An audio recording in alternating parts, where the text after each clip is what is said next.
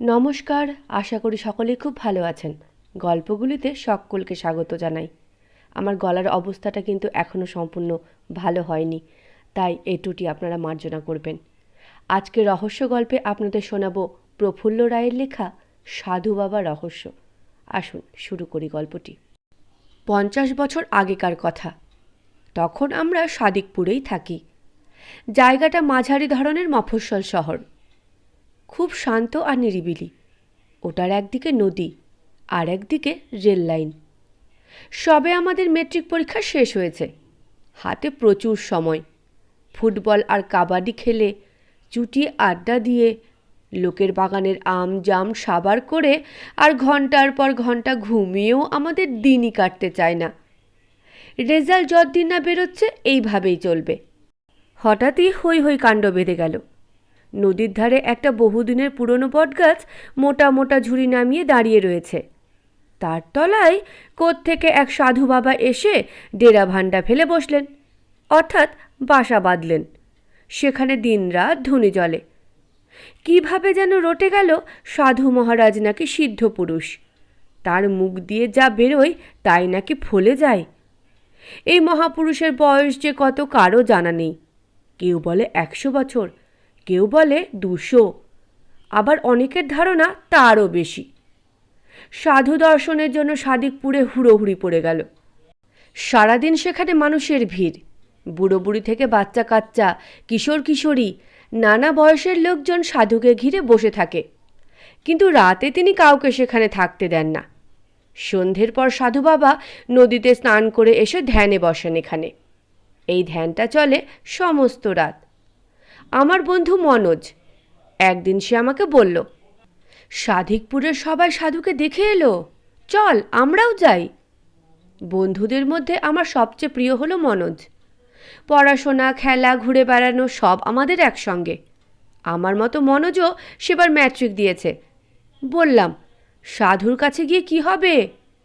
মনোজ বলল, জিজ্ঞেস করব আমাদের রেজাল্ট কেমন হবে। একটু আমি অবাক হলাম। মনোজ সাধু সন্ন্যাসীদের পছন্দ করে না। সে মনে করে ওরা সব ভণ্ড, বুজরুক। তাই আমি বললাম, বাবা, এ যে ভূতের মুখের রাম নাম, রেজাল্টের জন্য এত নার্ভাস হয়ে আছিস? সে বলল, ধুস। আমি বললাম, তাহলে? সে বলল, ওখানে গিয়ে খানিকটা সময় তো কাটানো যাবে, দেখাই যাক না কত বড় মহাপুরুষ উনি। সেদিনই দুজনে বটতলায় গেলাম। সেখানে দারুণ ব্যাপার। সাদিকপুরের লোকজন তেরপল দিয়ে বিশাল চাঁদোয়া বানিয়ে দিয়েছে। তার নিচে একধারে উঁচু মঞ্চ। মঞ্চের সামনে ভক্তদের বসার জন্য অগণিত বস্তা পাতা রয়েছে। মঞ্চে হরিণের চামড়ার আসনে বসে রয়েছেন সাধু বাবা। কাশিরাম দাসের মহাভারতে পিতামহ ভীষ্মের যে ছবি আঁকা রয়েছে, হুবহু সেরকম চেহারা। পেটের মাঝামাঝি পর্যন্ত ধবধবে সাদা দাড়ি, বাবরি চুলও সাদা। পুরোপুরি তিনি তাকিয়ে নেই, চোখ দুটো আধ বোঝা। খাড়া নাকের ডান দিকে মাছির মতো একটা কালো আঁচিল, পরনে লাল আলখাল্লা, গলায় বড় বড় রুদ্রাক্ষের মালা, হাতে লোহা আর তামার চওড়া চওড়া বালা, কপালের মাঝখানে 1 টাকা সাইজের গোলা সিঁদুরের টিপ। সাধু বাবার একধারে ধুনি জ্বলছে, সেটার পাশে বড় তামার মালসায় ধুনো রয়েছে। মাঝে মাঝে তিনি এক মুঠো করে তুলে জ্বলন্ত ধুনিতে ছুঁড়ে ছুঁড়ে দিচ্ছেন। সঙ্গে সঙ্গে জায়গাটা ধোঁয়ায় ভরে যাচ্ছে। সাধু বাবার মঞ্চের সামনে বসে আছে ভক্তের দল। একজন একজন করে উঠে গিয়ে তার পায়ে মাথা ঠেকিয়ে প্রথমে প্রণামী হিসেবে কেউ দিচ্ছে গন্ধেশ্বরী আতপ চাল, কেউ দিচ্ছে কাঁচা টাকা, আবার কেউ কেউ দিচ্ছে ফল বা দুধ। প্রতিটি ভক্তেরই কিছু না কিছু প্রশ্ন রয়েছে। ছেলের চাকরি হবে কি না, মেয়ের বিয়ে কবে হবে, স্বামীর অসুখ সারছে না কেন। সাধু বাবা কাউকেই নিরাশ করছেন না। আশীর্বাদের ভঙ্গিতে হাত তুলে সবাইকেই বলছেন, কোনো দুশ্চিন্তা নেই। তার কাছে ভক্তরা যখন এসেই পড়েছে, তাদের সমস্ত দুঃখ তিনি ঘুচিয়েই দেবেন। বিয়ে, চাকরি, রোগ সারাবার ব্যবস্থা খুব তাড়াতাড়ি তিনি করবেন। ভরসা পেয়ে ভক্তরা হাসি মুখে চলে যাচ্ছে। আমরা এসেছিলাম বিকেলবেলায়। কিন্তু ভিড় ঠেলে সাধু বাবার ধারের কাছে ঘেঁষতেই পারিনি, তাই একধারে ঠাঁই দাঁড়িয়েছিলাম। লক্ষ্য করলাম মনোজ একদৃষ্টে সাধু বাবার দিকে তাকিয়েই রয়েছে। তার চোখে পলক পড়ছে না। তার কানের কাছে মুখ এনে ফিসফিস করে জিজ্ঞেস করলাম, কি দেখছিস অমন করে? মনোজ চমকে উঠে চাপা গলায় বলল, সাধু বাবাকে কোথায় দেখেছি মনে হচ্ছে। তা কি করে হবে? উনি তো 8-10 দিন হলো সাদিকপুরে এসেছেন। তুই নিশ্চয়ই অন্য কারোর সঙ্গে গুলিয়ে ফেলছিস। তাই হবে হয়তো, কিন্তু বুঝতে পারলাম মনোজের খটকাটা কিছুতেই যাচ্ছে না। সে সাধু বাবার দিকে তাকিয়েই রইল। ঘণ্টা দেড়েক এর মধ্যেই কেটে গেল। নদীর ওধারে সূর্য ডুবে গেছে, সন্ধে নামতে শুরু করেছে। কারা যেন এর মধ্যে 3টে হ্যাজাক জ্বালিয়ে চাঁদোয়া টিন কোনায় ঝুলিয়ে দিয়েছিল। জায়গাটা ঝলমলে আলোয় ভরে গেছে। সাধু বাবা চোখ অর্ধেক বুজে এতক্ষণ বসেছিলেন। কেউ যে একটানা এভাবে থাকতে পারে জানতাম না। হঠাৎ চোখ দুটো পুরোপুরি মেলে আমাদের দিকে তাকিয়ে হাতছানি দিয়ে ডাকলেন। তিনিও যে আমাদের লক্ষ্য করেছিলেন বুঝতে পারিনি। পায়ে পায়ে কাছে গিয়ে দাঁড়াতে কণ্ঠস্বরে স্নেহ ঢেলে জিজ্ঞেস করলেন, তোরা কে? কি চাস? আমি উত্তর দিতে যাচ্ছিলাম। আমাকে থামিয়ে মনোজ বলল, বাবা, আপনি বলুন না আমরা কে, কি জন্যে এখানে এসেছি? চোখ দুটো সামান্য কুঁচকে গেল সাধু বাবার। আমাদের 2 বন্ধুর কপাল ভালো করে দেখে হেসে হেসে বললেন, পরীক্ষা করছিস? বেশ বেশ, তাহলে শোন, তোরা ছাত্র। আর কি জন্যে এসেছিস সেটা আজকে বলছি না। আমার ধ্যানের সময় হয়ে এসেছে রে। কাল সকালে সূর্য ওঠার সঙ্গে সঙ্গেই চলে আসবি, তখনই বলবো।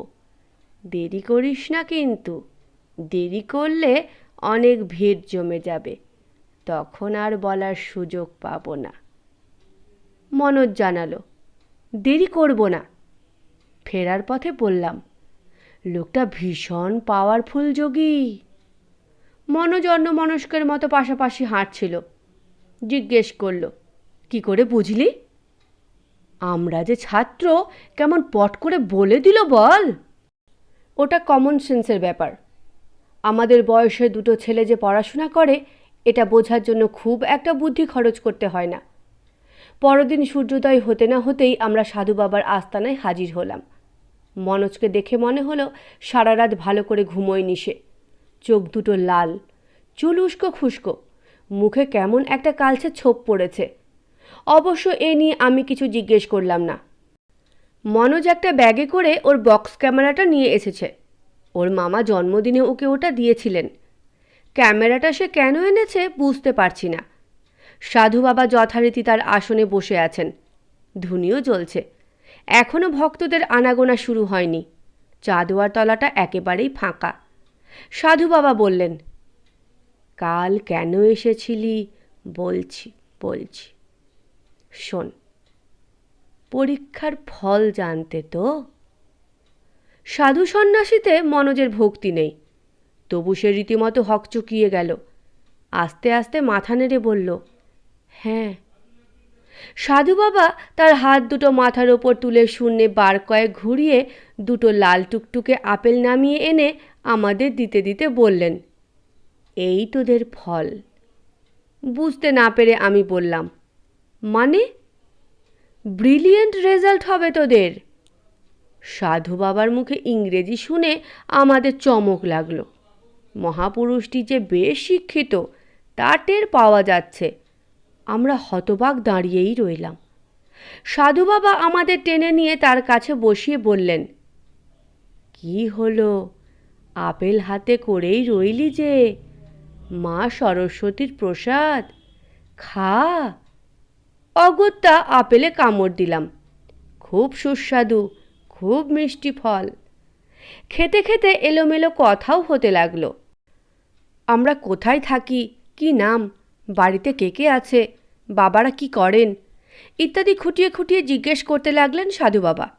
এদিকে হকচকানো ভাবটা অনেকখানি কাটিয়ে উঠেছিল মনোজ। তার মধ্যে পুরনো খটকাটা ফিরে এসেছে আবার। সে হঠাৎ বলে উঠল, লোকে বলে আপনার বয়স নাকি 100 বছরেরও বেশি, সত্যি? মধুর হেসে সাধু বাবা বললেন, তা বলতে পারবো না, অত হিসেব কি আর মনে রাখা যায়। তবে তবে কি? মিরাটে ইন্ডিয়ান সিপাহীরা যখন ইংরেজদের সঙ্গে লড়ছিল তখন আমি সেখানেই ছিলাম। আমাদের চোখ গোল হয়ে গেল। বললাম, সে তো 100 বছর আগেকার ঘটনা, সিপাহী মিউটিনি আপনি নিজের চোখে দেখেছেন? মিটিমিটি রহস্যময় হেসে সাধু বাবা বললেন, তাই তো দেখলাম। শুধু কি সিপাহী বিদ্রোহ, তারও আগে মুর্শিদাবাদের সেই লড়াইটাও দেখেছি। জিজ্ঞেস করলাম, কোন লড়াইয়ের কথা বলছেন? ওই যে লড়াইয়ের পর 200 বছরের জন্য আমরা পরাধীন হয়ে গেলাম। আপনি কি পলাশির যুদ্ধের কথা বলছেন? সাধু বাবা তেমনই হাসছেন। বললেন, তাছাড়া আর কি? মোহনলাল আর বীরমদন ক্লাইভের ফৌজের সঙ্গে কি যুদ্ধটাই না করল, কিন্তু শেষ রক্ষা কি আর হলো রে? হলো না। আমার মাথার ভেতরটা বাঁই বাঁই করে ঘুরছিল।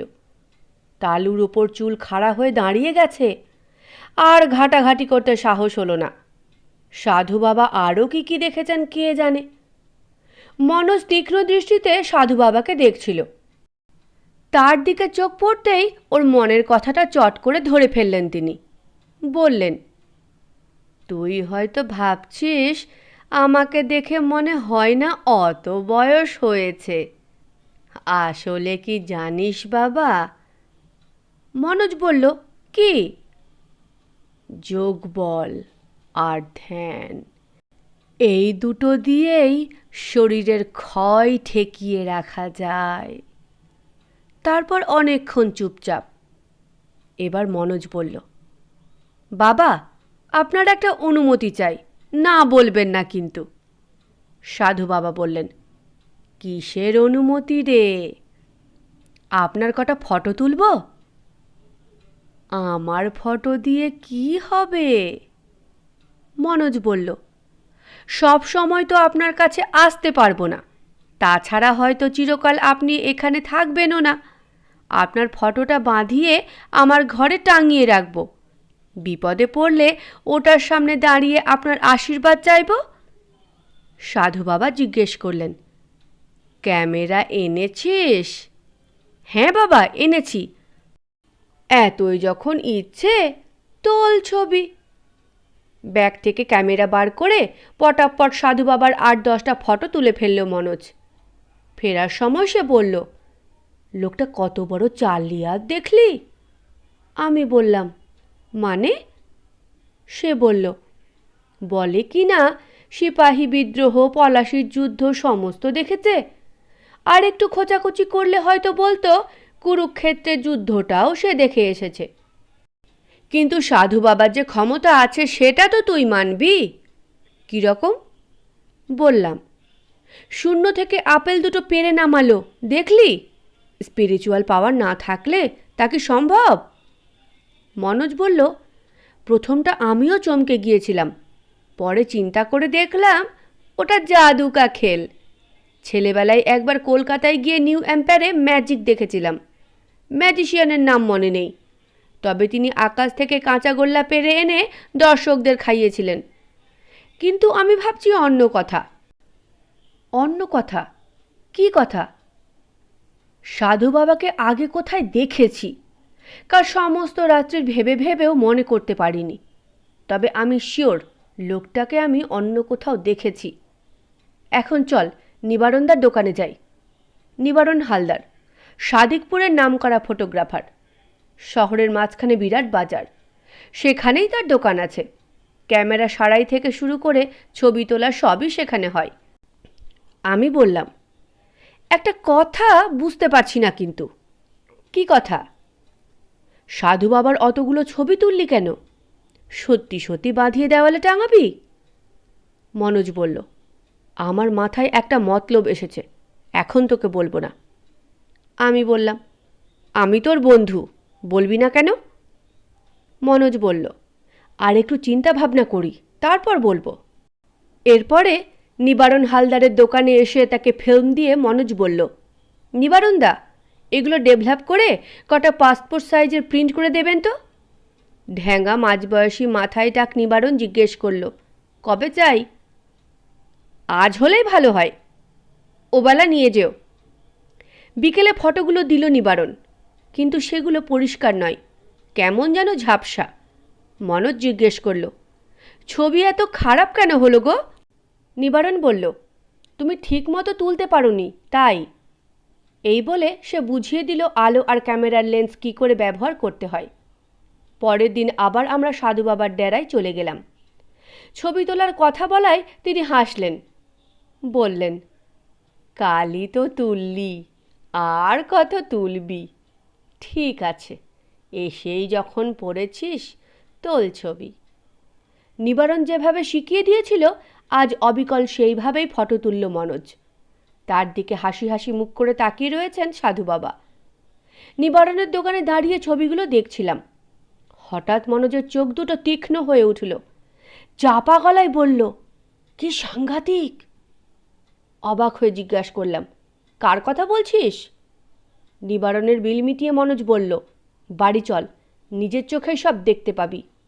সে আমাকে টানতে টানতে ওদের বাড়ি নিয়ে গিয়ে সোজা তেতালাই ওর পড়ার ঘরে চলে এলো। সাধু বাবার আগের দিনের ছবিগুলো একটা প্যাকেটে রয়েছে। প্যাকেট থেকে 2-3টি ছবি বের করে পড়ার টেবিলে মনোজ রাখল। তারপর আজকে 2-3টে ছবি ওগুলোর পাশে রেখে বলল, দেখ তো কোনো তফাৎ আছে নাকি। ঘুরিয়ে ফিরিয়ে বারবার দেখেও কোনো পার্থক্যই আমার চোখে পড়ল না। কালকের ছবিগুলো আবছা, আজকেরগুলো স্পষ্ট, এছাড়া আর কোনো তফাতই আমি দেখতে পেলাম না। সেই কথাটাই মনোজকে বললাম। মনোজ এবার বলল, এবার ভালো করে দেখ। আমি বললাম, ভালো করেই তো দেখেছি। মনোজ বলল, তুই এক্কেবারে অন্ধ। আমি বললাম, মানে? মনোজ বলল, মানে কালকের ফটোতে সাধু বাবার আঁচিলটা নাকের কোন পাশে রয়েছে দেখ তো। আমার চোখ ফটোগুলোর ওপরেই ছিল। বললাম, ডান পাশে। মনোজ বলল, আজকের ফটোগুলোতে। চমকে উঠে দেখলাম আঁচিলটা একদিনের মধ্যেই নাকের বাঁ পাশে চলে এসেছে। নজর বটে মনোজের। আমি হাঁ করে তার মুখের দিকে তাকিয়েই রইলাম। মনোজ বলল, ব্যাপারটা কিছু ঢুকলো মাথায়? আমার হতভম্ব ভাবটা কাটছিলই না। আস্তে আস্তে মাথা নেড়ে বললাম, না। মনোজ বলল, আঁচিলটা যে ফলস সেটা তো বুঝেছিস? আমি বললাম, হ্যাঁ। আমার মনে হয় লোকটা সারাদিন মেকআপ নিয়েই থাকে। রাত্রিরে যখন বটগাছতলা ফাঁকা হয়ে যায় তখন চুল দাড়ি খুলে স্নান টান করে, ভোর হবার আগেই ফের সেগুলো পরে নেয়। কাল ভুল করে আঁচিলটা ডান দিকের বদলে বাঁ দিকে লাগিয়ে নিয়েছিল। কিন্তু কারণটা কি আমি জিজ্ঞেস করলাম। মনোজ বলল, যারা ছদ্মবেশে থাকে তারা ভালো লোক হয় না। নিশ্চয়ই সাধু বাবা এমন কিছু করেছে যাতে এভাবে মেকআপ নিয়ে থাকতে হচ্ছে। নিজের আসল চেহারাটা সে লুকিয়ে রাখতে চায়। এরপর আমরা একটু চুপ। তারপর আবার মনোজ বলল, আমি বোধহয় লোকটাকে ধরে ফেলতে পেরেছি। আমি জিজ্ঞাসা করলাম, কে সে? মনোজ বলল, কাল এক জায়গায় যাব, তারপর শিওর হয়ে বলতে পারবো। কিন্তু তার আগে। কি তার আগে? ঠোঁটের ওপর আঙুল রেখে মনোজ বলল, একদম চুপ থাকবি, আঁচিলের কথাটা কেউ যেন জানতে না পারে। আচ্ছা। আমি ঘাড় নাড়িয়ে দিলাম। তারপর পরদিন দুপুরবেলা মনোজ আমাকে নিয়ে গেল সাদিকপুর পাবলিক লাইব্রেরিতে। সঙ্গে নিল সাধু বাবার কটা ফটো আর নানা রঙের কালি আর তুলি। সে ছবিটা ভালোই আঁকে। লাইব্রেরিতে গত 50-60 বছরের খবরের কাগজ পাওয়া যায়। প্রতি মাসের কাগজ একসঙ্গে করে লাল শালু দিয়ে বাঁধিয়ে আলাদা আলাদা করে ফাইল করে রাখা হয়েছে। লাইব্রেরিয়ান হরিনাথ চাকলাদার দারুণ ভালো মানুষ, তাকে আমরা কাকা বলি। হরিনাথ কাকাকে বলতেই তিনি আগের মাসের দৈনিক প্রভাতের ফাইল বের করে দিলেন। লাইব্রেরির এক ধারে পড়ার জন্য টেবিল চেয়ার আছে। ফাইলটা নিয়ে আমরা সেখানে চলে গেলাম। এই দুপুরবেলায় অন্য কোনো পড়ুয়া ছিল না। এখানে ভিড় হয় সন্ধে থেকে। নিরিবিলি হওয়ায় আমাদের সুবিধাই হলো। খবরের কাগজ নিয়ে মনোজ কী করবে আমার জানা নেই, তবে কাজটা যে সে গোপনে করতে চায় তা আন্দাজ করতে পারছিলাম। টেবিলে দৈনিক প্রভাতের ফাইলটা রেখে আস্তে আস্তে পাতা উল্টে যেতে লাগলো মনোজ। আমি চুপচাপ পাশে বসে তাকে লক্ষ্য করে যাচ্ছি। মিনিট 15 পর একটি পাতায় বিশেষ একটি ছবি নজর পড়তেই মনোজের হাত থেমে গেল। তার দুই চোখ জ্বলজ্বল করে উঠল। সে বলল, ছবিটা খুঁটিয়ে দেখে নিজের লেখাটা পড়। যার ছবি তার বয়স 34-35-এর বেশি হবে না। এক নজরেই বোঝা যায় লোকটার গায়ে প্রচণ্ড শক্তি। ছোট ছোট করে ছাটা চুল, চওড়া কপাল, মুখটা চৌকো, চোখ দুটো তীক্ষ্ণ এবং হিংস্র। ছবিটার নিচে লেখা আছে, জটাধর গায়েন। সে একজন কুখ্যাত ডাকাত। কম করে 8-10টা খুন করেছে। ডাকাত হলেও সে যথেষ্ট শিক্ষিত, বিএ পাস। কিছুদিন আগে জেল থেকে সে পালিয়েছে। তাকে কেউ ধরিয়ে দিতে পারলে সরকার থেকে নগদ 10,000 টাকা এবং একটি সোনার মেডেল দেওয়া হবে। জিজ্ঞেস করলাম, এই ছবিটা দেখছিস কেন? তুই কি টাকা আর সোনার মেডেলের জন্য এই ডাকাতটাকে ধরতে চাইছিস? কিন্তু একে পাবি কোথায়? আমার কথার উত্তর না দিয়ে মনোজ বলল, তোকে একটা ম্যাজিক দেখাচ্ছি, একটু ওয়েট কর। ব্যাগ থেকে সাধু বাবার ফটো রং তুলি বের করলো মনোজ। জটাধর গায়েনের ছবির পাশে সাধু বাবার একটা ফটো রেখে হোয়াইট ইঙ্ক দিয়ে প্রথমে আঁচিলটা তুলে ফেলল। তারপর সাদা চুলদারির ওপর অন্য রং বোলাতে বোলাতে যা দাঁড়ালো সেদিকে তাকিয়ে আমি চমকে উঠলাম। অবিকল জটাধর গায়েন। মনোজ মিটিমিটি হেসে বলল, জাদু কা খেল কেমন দেখলি? তোকে বলেছিলাম না সাধু বাবাকে কোথায় যেন আমি আগেই দেখেছি। আমি বললাম, এবার কি করবি? মনোজ বলল, কি আর, সোজা থানায় যাব। দৈনিক প্রভাতের এই ফাইলটা হরিনাথ কাকাকে ফেরত দিয়ে আমরা বেরিয়ে পড়লাম। সেই দিনই জটাধর গায়েন ধরা পড়ল। তার 1 মাস পর সাদিকপুরের নামকরা সিনেমা হল মানসী ভাড়া করে কলকাতা থেকে একজন মন্ত্রী আর বড় বড় সরকারি অফিসারেরা এসে মনোজকে পুরস্কার দিয়ে গেলেন। পুরস্কারের পুরো টাকা কিন্তু সে একা নেয়নি। তার সহকারী হিসেবে অর্ধেক 5,000 টাকা আমিও পেয়েছি। তবে সোনার মেডেলের ভাগ সে দেয়নি, ওটা নিজেই রেখেছে। ধন্যবাদ গল্পটি শোনার জন্য। ভালো লাগলে অনুগ্রহ করে আমার পাশে থাকবেন। আবার আসবো অন্য গল্প শোনাতে।